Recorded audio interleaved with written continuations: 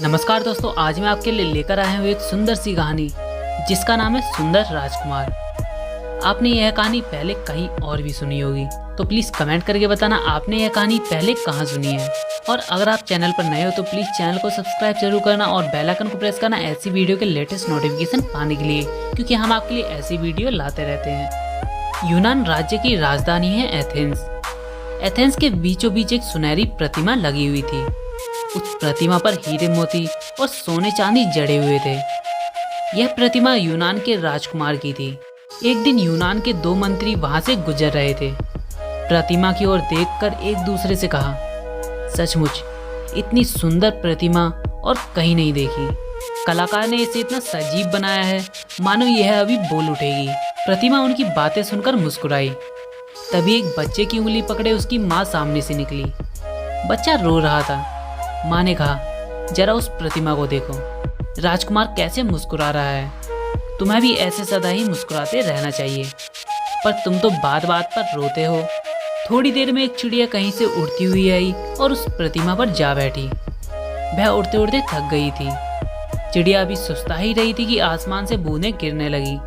चिड़िया बोली, अरे मैं तो यहाँ आराम करने आई थी, पर यहाँ तो सिर ढकने की भी जगह नहीं है। ऐसी मूर्ति का क्या फायदा जो किसी को भी भीगने से ना बचा पाए। यह सुनकर प्रतिमा बोल उठी, मेरे दोनों पाँवों के बीच कुछ ढकी जगह है, तुम वहाँ बैठ जाओ।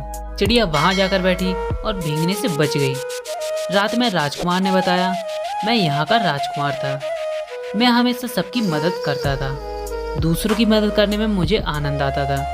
अब मैं जीवित नहीं रहा, चाह कर भी खुद किसी के काम नहीं आ सकता। क्या तुम मेरी मदद करोगी? चिड़िया बोली, तुम्हारा क्या काम है? राजकुमार बोला, चिड़िया तुम राजमहल में जाओ। वहाँ राजमहल के पास सेवकों के कमरे हैं, उनमें से एक छोटा कमरा भी है। वहाँ एक बीमार लड़का भूख प्यास से व्याकुल है। उसकी माँ बहुत ही गरीब है। उसके पास उसे खिलाने के लिए कुछ भी नहीं है, दवा के लिए पैसे भी नहीं है। तुम मेरी आंखों में से कुछ हीरे निकाल कर उन्हें दे आओ। चिड़िया बोली, नहीं, मैं उस लड़के के लिए कभी नहीं जाऊंगी। पिछले साल जब मैं नदी पार कर रही थी तो उस शैतान ने मुझे पत्थर मारे थे।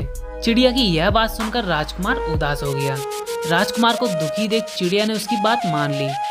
उसने अपनी चोंच से कुरेद कर कुछ हीरे निकाल लिए। उड़ती हुई वह राजमहल के पास गई और वे हीरे सेवक के उस छोटे से कमरे में गिरा दिए। अपने कमरे में चमकते हीरे पाकर औरत बहुत प्रसन्न हुई और अपने बेटे के लिए दवा और खाना लेने बाहर चली गई। चिड़िया वापस लौटी। रास्ते में उसने एक गांव देखा। वहाँ बहुत ही गरीबी थी। उसने आकर राजकुमार को उस गांव का हाल सुनाया। राजकुमार बोला, मेरे वस्त्र सोने की परतों से बने हैं। इन परतों को उतारकर गांव के घरों में डाल आओ।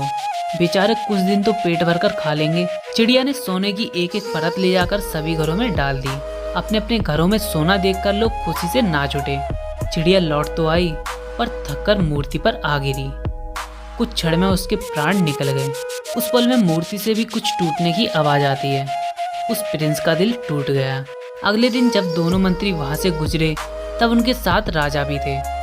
प्रतिमा को देखकर राजा बोले, यह प्रतिमा कितनी भद्दी लग रही है। दोनों मंत्री बोले, आपने ठीक कहा, यह तो राजकुमार नहीं किसी भिखारी की प्रतिमा लग रही है। इस पर तो कोई पक्षी भी मरा पड़ा है। हम कल इसे हटवा देंगे। तो दोस्तों, इस कहानी में बस इतना ही। आपको कहानी कैसी लगी प्लीज़ हमें कमेंट करके ज़रूर बताना। और आपने अभी तक चैनल को सब्सक्राइब नहीं किया है तो प्लीज़ चैनल को सब्सक्राइब करके बेल आइकन को जरूर प्रेस करना, क्योंकि हम आपके लिए ऐसी वीडियो लाते रहते हैं। तो मिलते हैं अगली वीडियो में कहानी के साथ में। तब तक के लिए बाय, टेक केयर दोस्तों, अपना ख्याल रखना।